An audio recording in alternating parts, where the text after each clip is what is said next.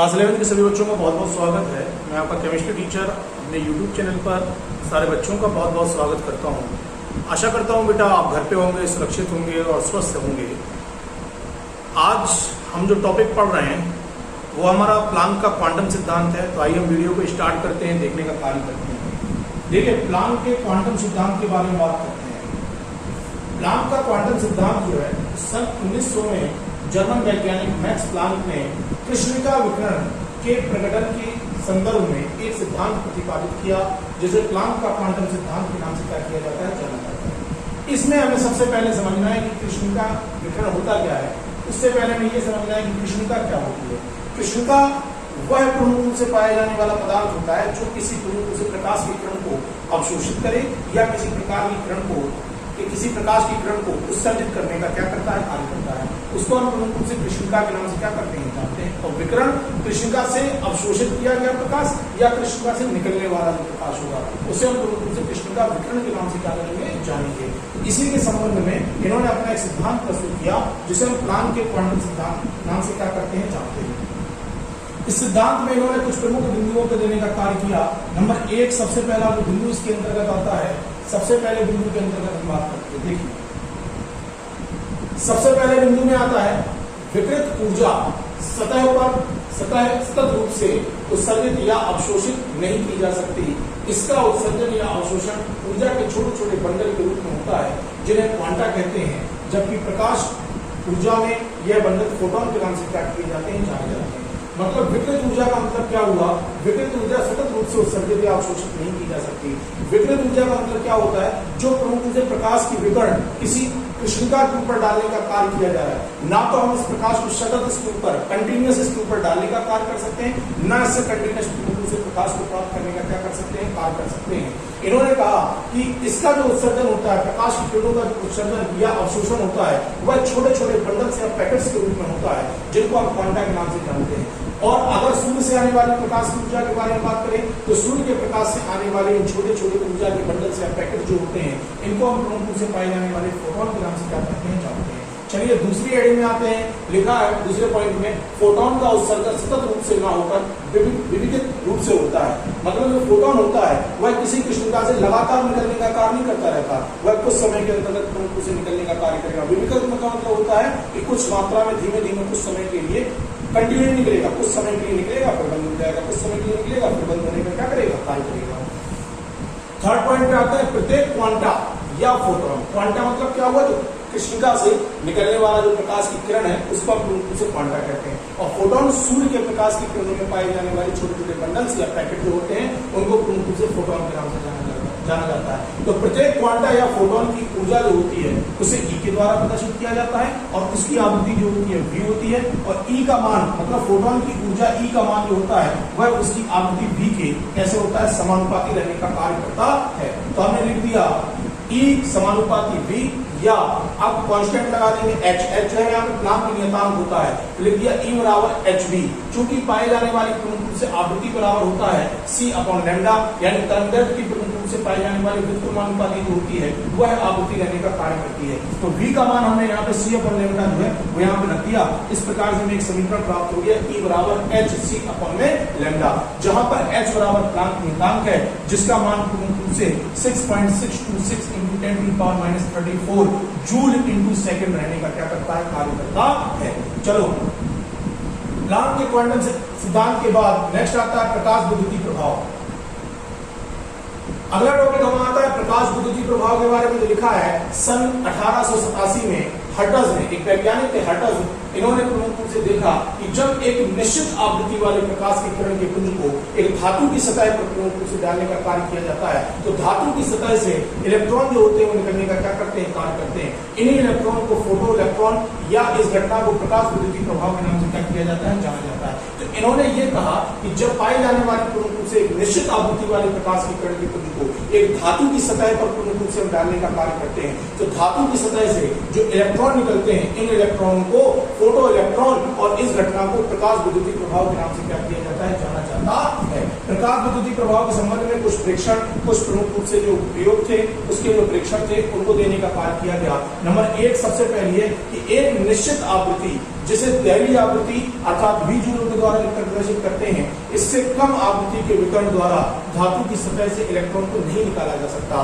अर्थात अगर आप चाहते हैं कि ये धातु जो है वह इलेक्ट्रॉन को प्रमुख रूप से मुक्त करने का कार्य करे, तो एक निश्चित आवृत्ति के प्रकाश को इसके ऊपर डालना पड़ेगा। अगर इसकी आवृत्ति कम हुई तो आवृत्ति के कम होने पर प्रमुख रूप से पाई जाने वाली धातु के द्वारा इलेक्ट्रॉन बाहर निकलने का कार्य नहीं करेंगे। तो एक निश्चित प्रकाश की किरण वाली आवृत्ति को जब आप इसके ऊपर डालने का कार्य करोगे तो पाई जाने वाली धातु के द्वारा प्रमुख रूप से प्रकाश की किरण या पुंज जो होते हैं निकलने का क्या करते हैं, कार्य करते हैं, या इलेक्ट्रॉन निकलने का क्या करते हैं, कार्य करते हैं। अगर आवृत्ति का मान घटेगा तो इस धातु से प्रमुख रूप से इलेक्ट्रॉन निकलने का कार्य नहीं करेंगे। दूसरे पॉइंट में उत्सर्जित फोटो इलेक्ट्रॉन का वेग आपतित विकर्ण की आवृत्ति पर निर्भर करता है, ना कि आपतित विकर्णों की तीव्रता पर।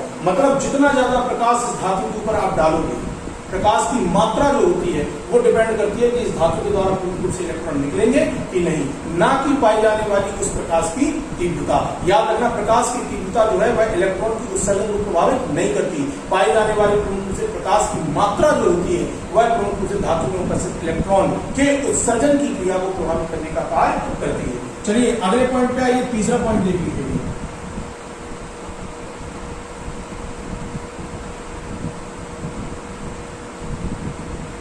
अगले पॉइंट क्या लिखा है, धातु की सतह से उत्सर्जित फोटो इलेक्ट्रॉन की संख्या आपतित विकर्ण तीव्रता पर निर्भर करती है, ना कि उनकी आवृत्ति। पहली बार बता चुका हूं कि धातु की जो सतह होती है उससे उत्सर्जित होने वाले जो फोटो इलेक्ट्रॉन है, इनकी संख्या आपतित विकर्ण पर कितना प्रकाश गिर रहा है उसकी तीव्रता पर निर्भर करती है, ना कि पाई जाने वाली पूर्ण रूप से आने वाले प्रकाश की आवृत्ति पर। नेक्स्ट हेडिंग आती है परमाणु स्पेक्ट्रम। तो भैया जब किसी सफेद प्रकाश की किरण को जब किसी प्रिज्म पर डालने का कार्य किया जाता है तो वह रंगीन पट्टियों के रूप में एक श्रृंखला के निर्माण का कार्य करती है, जिसको हम क्या कहते हैं, स्पेक्ट्रम कहते हैं। बहुत सिंपल सी है, आपने इंद्रधनुष को देखने का कार्य किया होगा। इंद्रधनुष जो होता है कब बनता है, जब प्रमुख रूप से पाई जाने वाली बरसात हो जाती है। तो जब इस बरसात की बूंद से प्रमुख रूप से पाई जाने वाली सफेद प्रकाश की किरण गुजरने का कार्य करती है, तो पाई जाने वाली सफेद रंगीन प्रकाश की किरण के द्वारा 7 रंग की एक पट्टियों के निर्माण का कार्य किया जाता है, जिसे हम प्रमुख रूप से पाई जाने वाली स्पेक्ट्रम के नाम से क्या करते हैं, जानते हैं। चलो, स्पेक्ट्रम जो होता है वो 2 प्रकार का होता है। नंबर 1 सबसे पहला आपने लिखा उत्सर्जन स्पेक्ट्रम। उत्सर्जन स्पेक्ट्रम के अंतर्गत आपने लिखा जब किसी पदार्थ को अधिक ऊर्जा दी जाती है या अधिक गर्म किया जाता है तो वह उत्तेजित हो जाता है, जिसके कारण उसके परमाणु या अणु जो होते हैं उत्तेजित हो जाते हैं, जो कुछ समय बाद पुनः अपनी अवस्था में उत्तेजित हो जाते हैं। मतलब ये उत्तेजित हो जाएंगे तो ये प्रमुख रूप से बाहर आने का कार्य करेंगे, और जब इनकी ऊर्जा कम हो जाएगी तो ये पुनः प्रमुख रूप से पाई जाने वाली उस धातु के अंतर्गत वापस आने का क्या करते हैं, कार्य करते हैं। इस कारण विकिरण जो होते हैं वह उत्सर्जित होने का कार्य करते हैं, अर्थात इलेक्ट्रॉन जो निकल रहे उनसे प्रकाश जो होगा वो उत्पन्न होने का कार्य करेगा। इस प्रकार का जो प्रमुख रूप से स्पेक्ट्रम बनेगा उसे उत्सर्जन स्पेक्ट्रम के नाम से क्या करते हैं, जानते हैं। बहुत सिंपल सी परिभाषा, जब पाई जाने वाली प्रमुख रूप से कोई धातु ली, इस धातु को आप प्रमुख रूप से गर्म करो या इस धातु के ऊपर प्रमुख रूप से प्रकाश की किरण को डालने का कार्य करिए, तो इस धातु में उपस्थित जो प्रमुख रूप से परमाणु हैं या पाए जाने वाले अणु हैं यह प्रमुख रूप से उत्तेजित हो जाते हैं। जब ये उत्तेजित होते हैं तो इनमें प्रमुख रूप से उत्तेजित होने पर ये धातु की सतह को छोड़कर प्रमुख रूप से बाहर आने का कार्य करते हैं। जब ये धातु की सतह को छोड़कर बाहर आने का कार्य करेंगे तो इनके द्वारा प्रमुख रूप से प्रकाश की जो विकिरण है, प्रकाश की किरण जो है वह प्रमुख रूप से उत्पन्न होने का कार्य करेगी और ये धातु प्रमुख रूप से क्या करने लगेगी, चमकने लगेगी। तो इसके द्वारा उत्सर्जन किया गया ना, इसी प्रकार से बनने वाला जो स्पेक्ट्रम होगा इसको हम उत्सर्जन स्पेक्ट्रम के नाम से क्या करते हैं, जानते हैं। ये हमारा प्रमुख रूप से उत्सर्जन स्पेक्ट्रम है कि किसी भी धातु को यदि आपने गर्म किया या उसके ऊपर प्रकाश की किरण को डालने का कार्य किया तो पाई जाने वाली प्रमुख रूप से धातु में उपस्थित जो अणु या पाए जाने वाले परमाणु होते हैं वह प्रमुख रूप से क्या होते हैं, आवेशित हो जाते हैं, जो धातु की सतह को छोड़कर बाहर की तरफ आते हैं और इनके कारण प्रमुख रूप से उत्पन्न होने वाला जो विकिरण होता है, इस प्रकार से बनने वाले विकिरण के द्वारा जो स्पेक्ट्रम बनेगा उसे हम प्रमुख रूप से पाए जाने वाले स्पेक्ट्रम को उत्सर्जन स्पेक्ट्रम के नाम से क्या करते हैं, जानते हैं। चलिए आगे आ जाओ।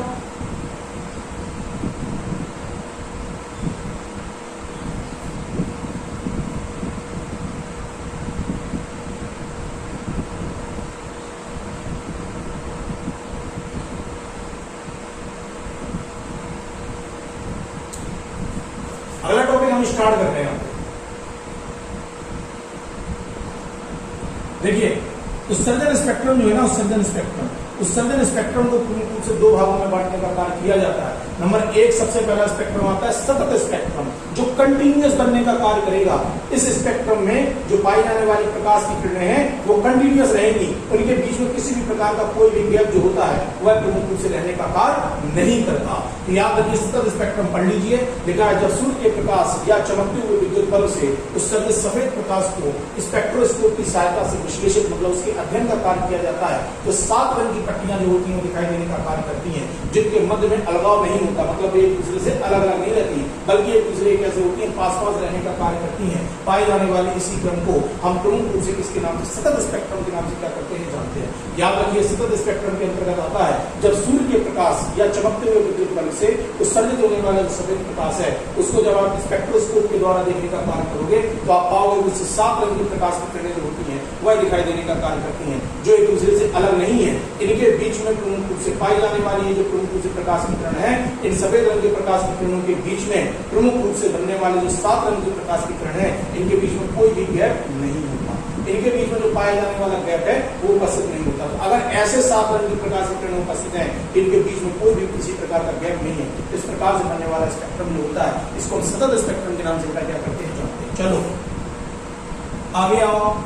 नेक्स्ट स्पेक्ट्रम बनता है उत्सर्जन स्पेक्ट्रम में, इसका नाम है रेखीय स्पेक्ट्रम या परमाणुवीय स्पेक्ट्रम। इंपॉर्टेंट है, इस पर ज्यादा ध्यान देना है हमें। तो लिखा है जब किसी वाष्पशील पदार्थ पर, ऐसे पदार्थ जो प्रमुख रूप से गर्म करने पर वाष्प के रूप में परिवर्तित होने का कार्य करते हैं, ऐसे पदार्थों को वाष्पशील पदार्थों के नाम से क्या किया जाता है जाना जाता है। तो जब किसी वाष्पशील पदार्थ के परमाणुओं को उत्तेजित किया जाता है तो विकर्ण जो होते हैं वो उत्सर्जित होते हैं, और इन उत्सर्जित विकर्णों का स्पेक्ट्रोस्कोप के द्वारा अध्ययन करने पर प्राप्त होने वाला स्पेक्ट्रम जो होता है वह चमकीली एवं पतली और विशिष्ट रंग की असतत रूप में अनेक श्रेणीबद्ध रेखाएं दिखाई देने का कार्य करती हैं। आपने एक वाष्पशील पदार्थ लिया, उसके पाए जाने वाले परमाणुओं को उत्तेजित किया, उत्तेजित करने के बाद स्पेक्ट्रोस्कोप के द्वारा जब उसके उत्सर्जन का कार्य जब उसके अध्ययन का कार्य किया तो आपने देखा कि पाए जाने वाला जो स्पेक्ट्रम बनता है वह चमकीली पतली और एक विशिष्ट रंग की असतत रूप से अनेक श्रेणीबद्ध रेखाओं के रूप में बनने का कार्य करते हैं, जिनके मध्य में प्रमुख रूप से क्या होता है अंधकार उपस्थित होने का कार्य करता है। मतलब एक प्रकाश की किरण ये बनेगी और एक प्रकाश की किरण प्रमुख रूप से मान लीजिए ये बनी, तो इनके बीच में प्रमुख रूप से क्या होता है गैप रहता है, काले कलर की प्रमुख रूप से एक जगह जो होती है वह दिखाई देने का कार्य करती है। तो इस प्रकार से जो रेखा में बनने वाले स्पेक्ट्रम होंगे इनको आप प्रमुख रूप से रेखीय स्पेक्ट्रम के नाम से क्या करते हैं जानते हैं। परमाणु में बनने वाला जो स्पेक्ट्रम होता है वह प्रमुख रूप से कैसा होता है रेखीय होता है।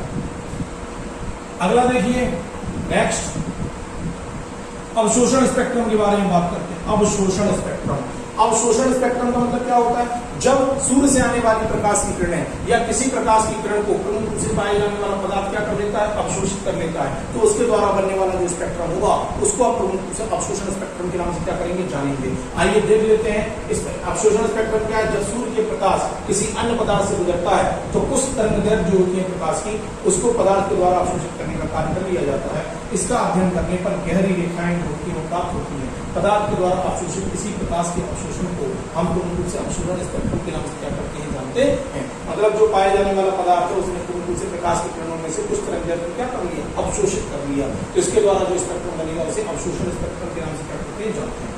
चलिए इस प्रकार से हमारा ये जो आज का टॉपिक है कोई ज्यादा खास नहीं था, कुछ चीजें इसमें इंपॉर्टेंट है, जैसे परमाणु के द्वारा बनने वाला रेखीय स्पेक्ट्रम इंपॉर्टेंट परिभाषा में आता है। अवशोषण और सतत स्पेक्ट्रम में अंतर आपसे पूछा जाता है। तो मैं आशा करता हूं कि अगर आप इस वीडियो से पढ़ने का काम करेंगे तो आप बहुत आसानी से उनको अलग अलग करने का कार्य कर लेंगे और उनके अध्ययन का कार्य कर लेंगे। नए वीडियो के लिए मेरे YouTube चैनल को आप सब्सक्राइब कर लीजिए, बेल आइकन को दबा लीजिए ताकि आपको नोटिफिकेशन प्राप्त हो सके। और मैं आशा करता हूँ सभी बच्चों से मैं जो पढ़ा रहा हूँ समझ में आएगा, और कोई भी प्रकार की किसी प्रकार की अगर कोई समस्या होती है तो आप मुझसे डिस्कशन कर सकते हैं। इसी आशा के साथ मैं पुनः आपके नए वीडियो के साथ आपके सामने उपस्थित होगा। तब तक के लिए धन्यवाद, बहुत बहुत आभार आपका।